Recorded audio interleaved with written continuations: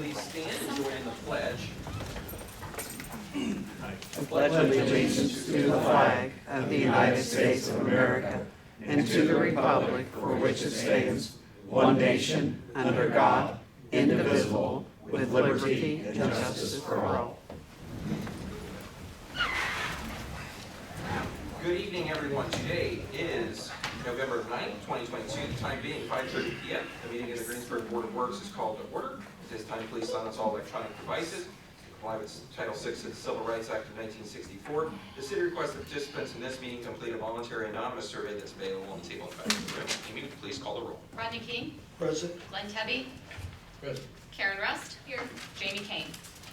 He is absent, and he did tell me he was going to be, and I am here as well. So approval of the minutes from October 11, 2022. Any edits, additions, or corrections to those? If not, take a motion to approve those as presented. I would move approval. Second. Motion's made by Glenn, second by Rodney. All those in favor signify by saying aye.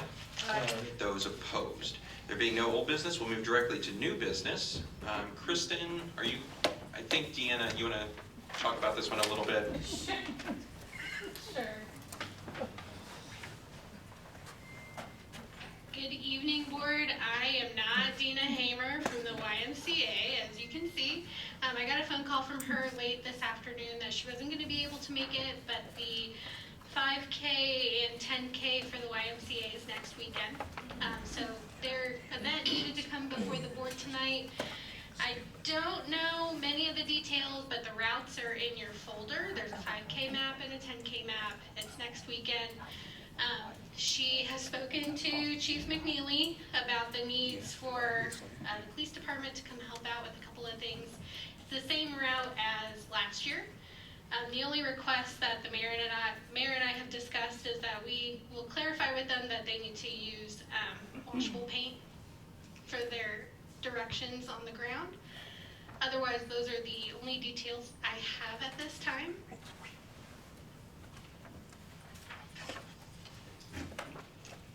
Go ahead. Chief, did you see any problems? The only requests I've had from Dina are assisting with one crossing on Lincoln Street, and then if we have an officer available to follow them. We did do that last year, just tailed behind the last runner. If we have an officer, we'll be able to do that, but we're going to try to get somebody, one or two guys there if we can. Okay. I've not seen the route, so. To say in cross-country terms, we use that as a trail cart. Yes, sir. Do you have a lead cart? Is there someone leading this? I don't believe so. So that when they get to an intersection, that there's someone to take care of it? I was not asked for that. I was not told if that was provided. I can ask that question. Just a suggestion.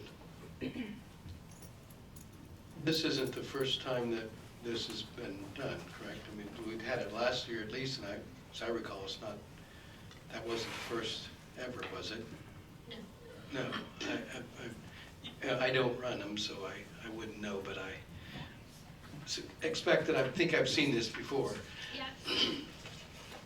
Given the fact that it is familiar in that sense, and the chief seems to be okay with it, I would move approval, provided they use washable paint and that they comply with anything that the chief asks with regard to safety issues. Fair enough. Any other questions, or if not, Glenn has made a motion. Yes. Dee has second. All those in favor signify by saying aye. Aye. Those opposed. Thanks, Kristen. Yeah, no problem. I'll let Dina know.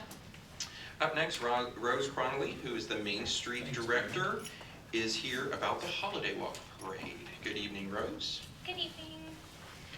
So the parade route that's been presented to you is pretty similar to the ones that have been done in the past. The biggest change you'll notice, though, is that at the end of the parade, it's going to turn right on North Franklin so it's going to go south. The reasoning for that is that the tree is going to be lighted immediately after the lighted parade, so we suspect that there are going to be numerous people that want to get off the parade floats and maybe not directly leave the event. We want to facilitate a safe end to the parade. So the county commissioners have approved our use facilities for the parking area right south of the square, so that all of the floats can then go in there and have a safe place to park for the remaining of the event. This is, yeah, after hours, so. It's on Saturday, December 3rd at 5:30, Yes. right? Yes, sorry. Okay. There's a lot going on downtown that day. There it is. Any questions for Rose? Seems like a reasonable request. Is that a motion to approve? That's motion to approve, yes. Okay. Is there a second? Second. Second by Rodney. All those in favor signify by saying aye. Aye. Aye. Perfect. And those opposed? Thanks, Thank Rose. you. Appreciate it. Good evening. Up next, we have Leslie Thackeray here about the Veterans Day Parade. Veterans Day Parade, you guys, same route that it's probably been for before my existence. From Gillenhall parking lot, north side of the courthouse, around, we'll finish kind of at that farmer's market. It is Saturday, lineups at 10 at Gillenhall, so there's no real obstruction that happens at all. There's not gonna be any difference than if I were having a funeral procession, basically. No road closures that I'm asking for, just simply, we'll have an officer, typically, it's always a veteran, and most of the time they're on or off duty. There won't be any traffic issues for ambulance, fire, most of the time they're involved. If they come, get called out, they leave. It's pretty cut and dry. Any questions? If not, take a motion to approve as presented. So moved. Motion's been made by Rodney, second by Dee. All those in favor signify by saying aye. Thank you, guys. Thanks. See you on Saturday. Thank you for your work.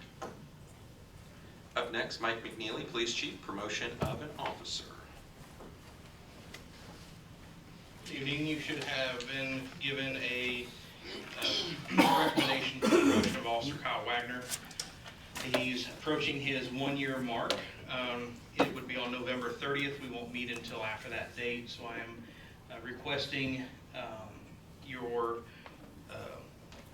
approval to go ahead and promote him to Officer First Class on November 27th. That would be 3 days before his 1 year, but within the same pay week that he would get his 1 year in. Officer Wagner's doing a fine job for us. Looks like he is.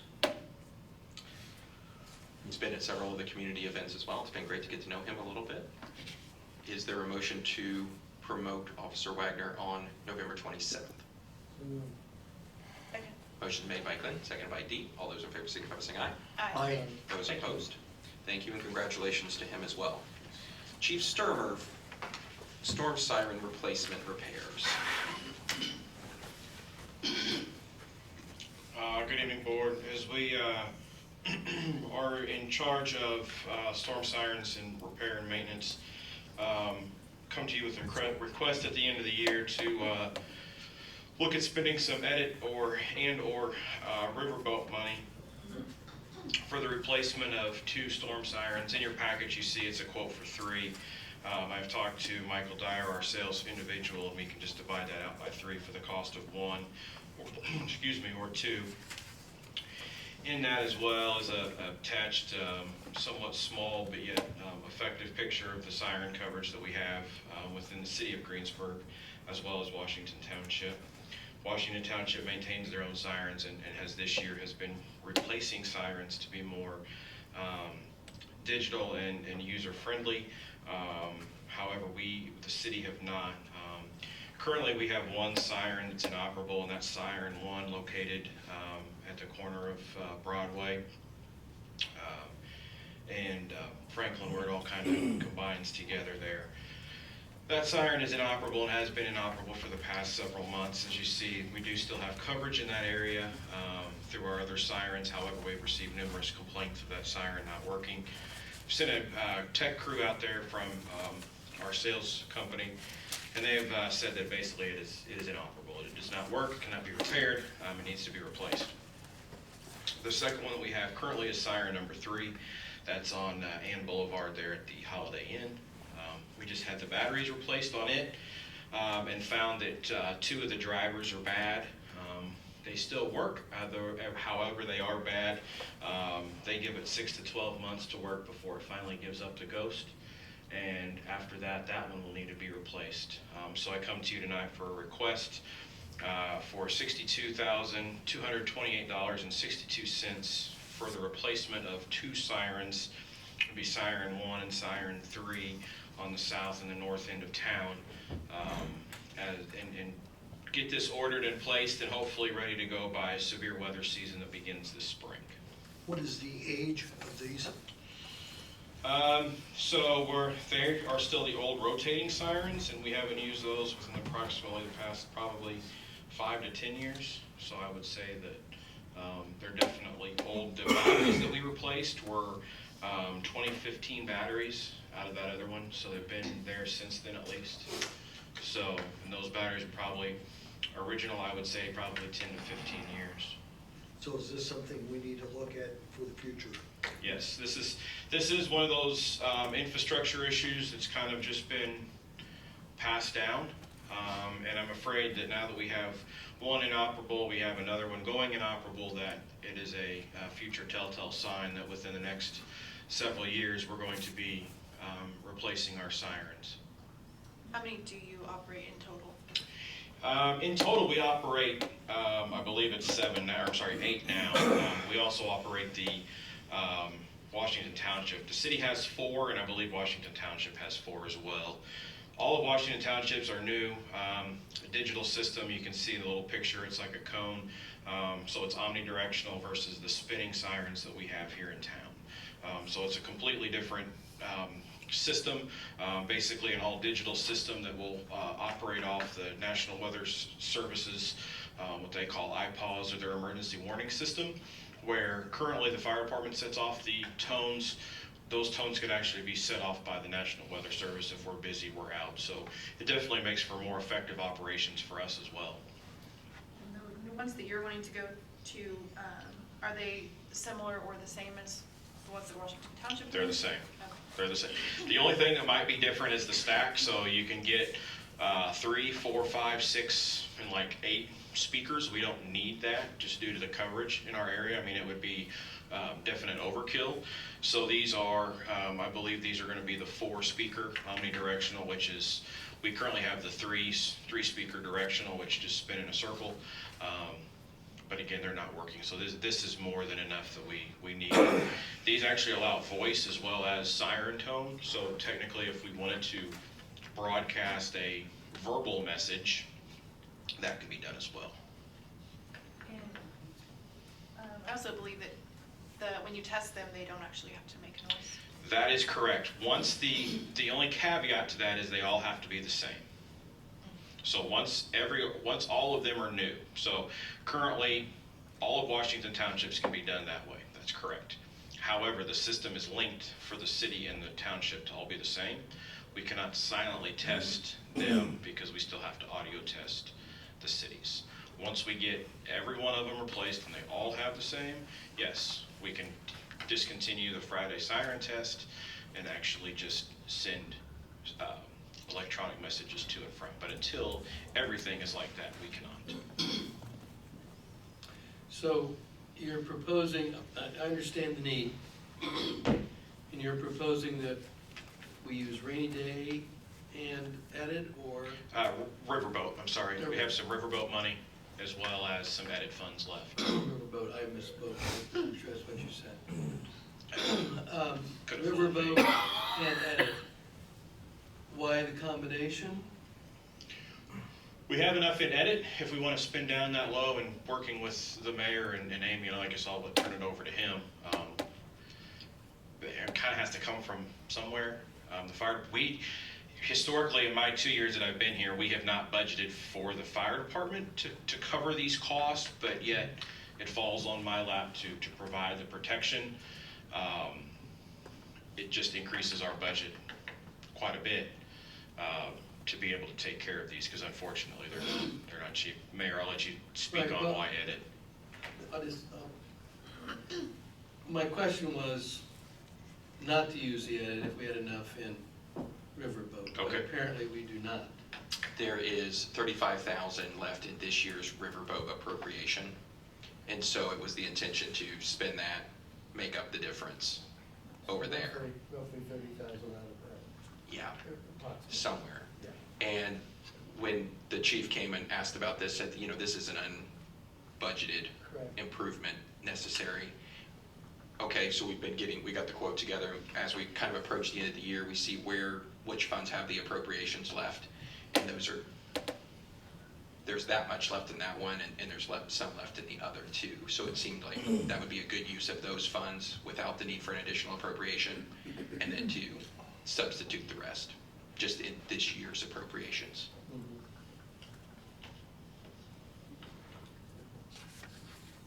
Well, the fact that one is inoperable and. Yeah, and one is definitely one is necessary currently, like I wouldn't sacrifice on that. The other one, we could forego, but it's just kicking the can down the road for another year, and then we're gonna end up in the same boat.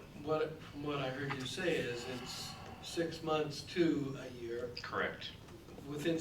We may not have these to install before almost 6 months. That is correct. Tomorrow we'll find out how long it's gonna take to get them. My goal is to hope to get them before severe weather season starts. Yeah, which, that's March. Right, So that's exactly. 6 months out. Here before we know it, yeah. Yeah, so, I have no objection to doing with two. I think that's prudent, so. I don't know what my colleagues think, but.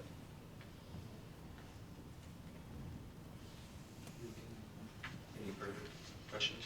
And I'll make a motion that we approve the purchase of 3, is it? 2. Okay, 2, I saw 3 there, so. Motion's been made to purchase 2. Is there a second? Second. Second by Glenn. All those in favor signify by saying aye. Aye. Those Thank you. opposed? Thanks, Chief. Superintendent Zeke Smith. For this board, I guess a little bit more of an information update as they do oversee your department, not necessarily a request. So good evening. Correct. Good evening, Board Mayor. Bring some information regarding a potential Ohio Street lift station property addition. That address is 701 North Ohio Street. It is currently for sale. Asking price is $125,000. Just a couple statistics for Ohio Street, just to kind of put this into perspective, kind of how it kind of plays a part in our city is it does manage about 2/3 of the flow that goes to our city of Greensburg here. It's about 2 to 3 million gallons per day. It can fill up in about 2 hours, so we need to be able to respond to any potential maintenance issues or anything like that. Currently, there are 3 pumps that are inside of that lift station. 2 of those run pretty well most of the day. Some reasons for purchase, I guess first and foremost for me, I'm wanting to be able to put our generator on site there. We have about a 30-foot generator that we use if that lift station loses power. We can back it into there and kind of manage that. Like I said, it can fill up in as little as 2 hours. So you see at the picture, there's not a lot of space there. So once that generator gets backed into there, it pretty well plugs us up. So a quick story that I was told by one of our coworkers. I think 2010 there was a tornado that kind of came through, or 2011. Correct me if I'm wrong there. Anyway, we lost power to that lift station, and it took about an hour and a half to get it from the wastewater plant over to Ohio Street because of down power lines and trees in the road and whatnot.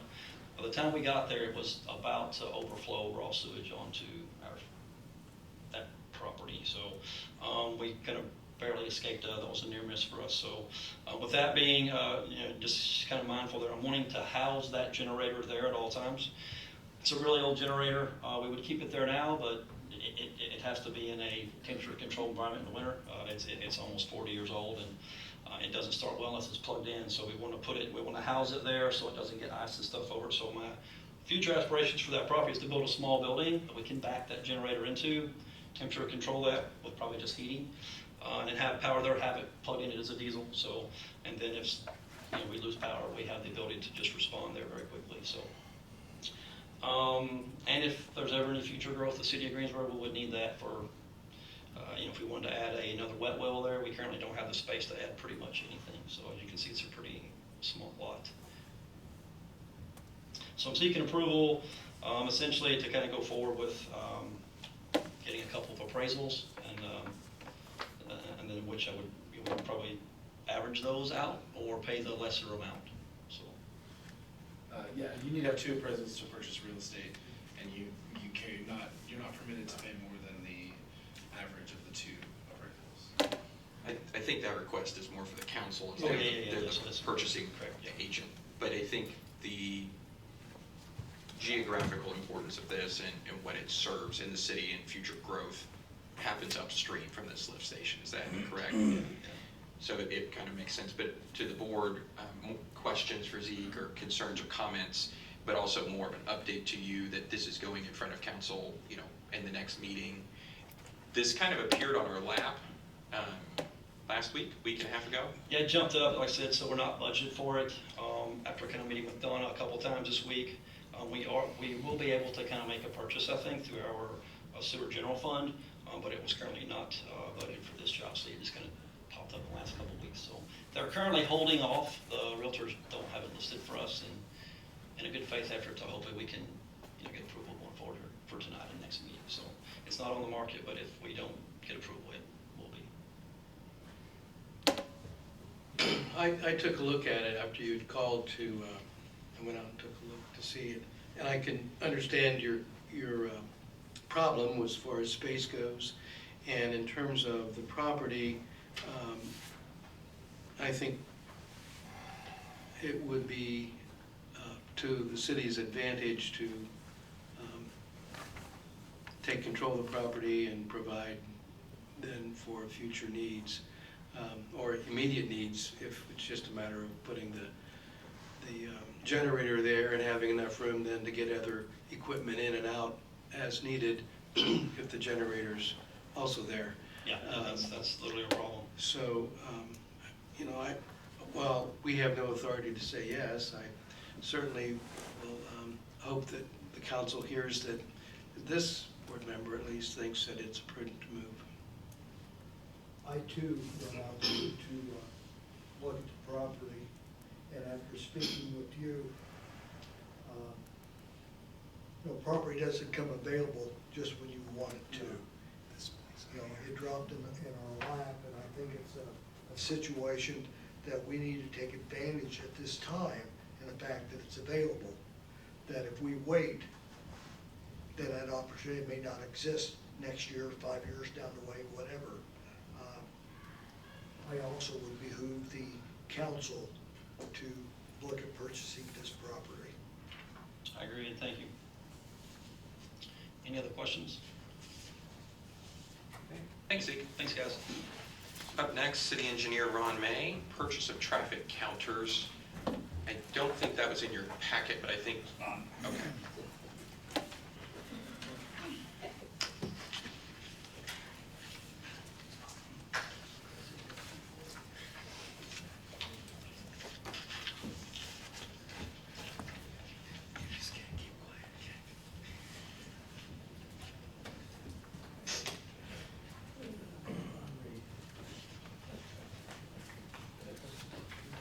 Good evening. Good evening. I'm before you this evening to request the purchase of traffic counters for the city. And I used the term traffic counter, but in fact what I'm looking at are traffic analyzers. These devices will count vehicles. They will count vehicles by size, and they will analyze speed on streets. They count by lane, they record by time for whatever increment you program them to consider.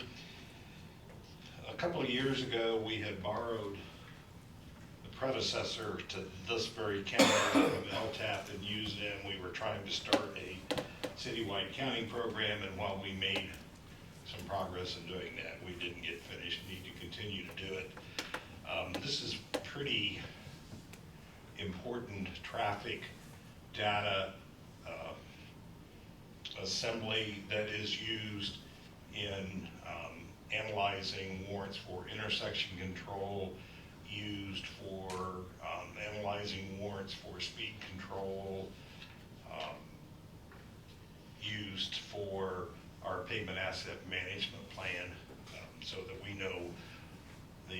relative use of all the streets in the city.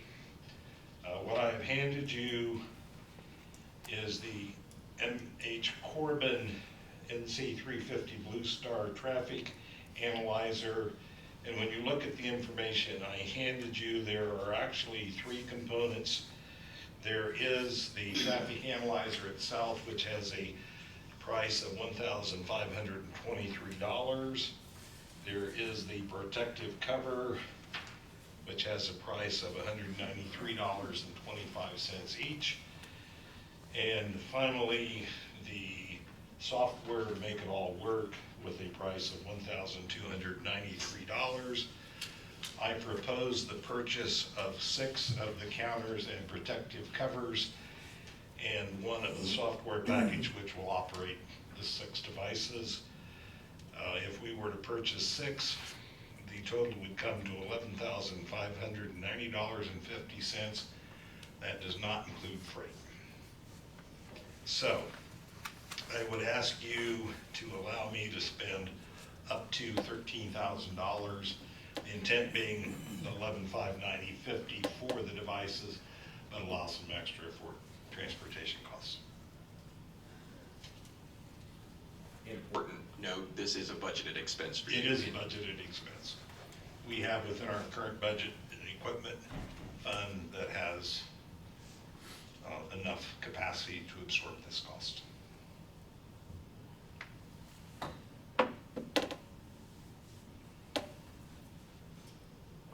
I'll make a motion to approve. Motion's been made. Is there any further questions or comments? I don't have any reason to say no, or I would offer a second, but I guess my question comes in, this will offer payback how exactly? It will help provide information to make better decisions with, so that, as I said, it will assist in our pavement asset management plan, which is the required systematic approach of managing our pavement. It will help us to have better data to evaluate where to spend our fairly limited pavement financial resources. So this analysis will enable us to determine how heavy the traffic is, therefore, and size, therefore knowing how much pavement or how little, It would be or less that we can get by with, or whatever. It would be a contributing factor for actual pavement design, which is the thickness of the road section. It would also help us to better gauge if we have a choice between Street A and Street B. If they're in very comparable condition, that Street A has 10 cars a day to be extreme, and Street B has 100,000 a day, which is very extreme, we would be much better served to invest in Street B in that situation. So knowing the relative volumes and also the relative size of the vehicles, because the size of the vehicle is a very key element in pavement design also. The second question is, this equipment, I'm assuming, will last a period of time? Not indefinitely, but for longer than a year? Absolutely. To my knowledge, so the local transportation assistance project out of Purdue has these same counters. As I mentioned, we have borrowed theirs. They have had them for, I would say, in excess of 5 years. There can conceivably be software updates for it. That might be a future expense, but the counters themselves, I think, should last. I would be very disappointed if it wasn't 5 to 10 years. And another question. I have used the predecessor of this particular model, yes.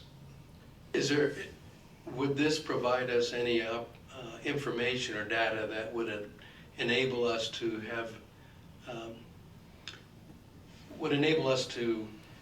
apply for grants and or other assistance? Is that called for? I mean, I don't know if there's even opportunities for that, but would this be something that could assist in that if there's?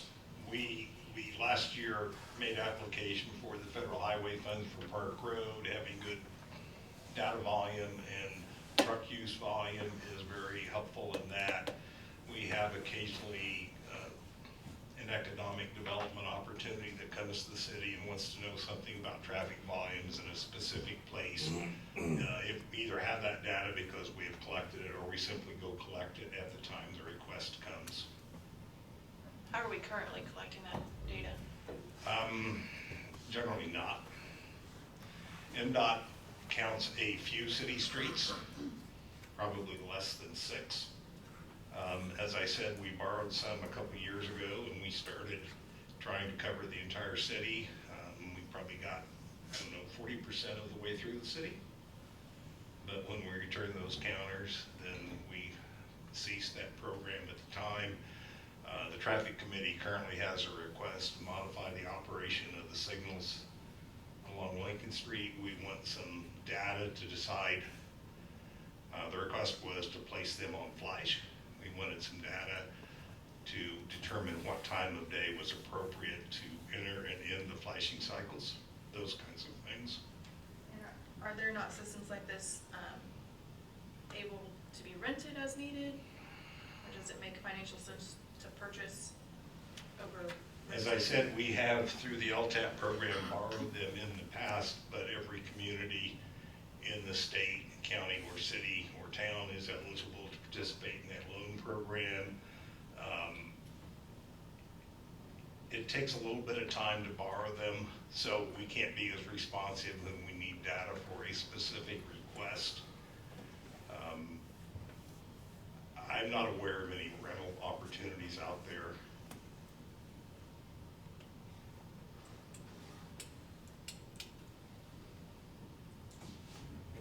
Any further comments or discussions?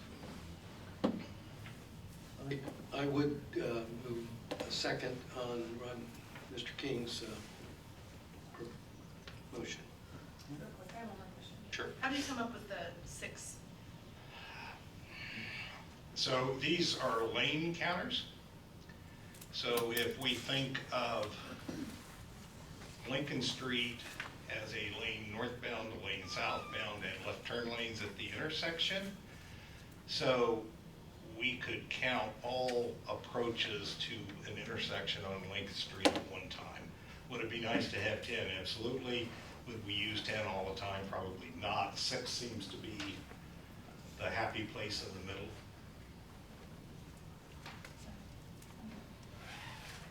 Okay. Anything else? Motion's been made by Rodney, second by Glenn. All those in favor signify by saying aye. Aye. Those opposed? Thank you. Thank you. You all should have received a copy of your claims. Any questions, comments? If not, take a motion to approve those as presented. So moved. Motion's made by Dee. Is there a second? Second. Second by Rodney. All those in favor signify by saying aye. Aye. Those opposed? Okay. Anything else? If not, take a motion to adjourn.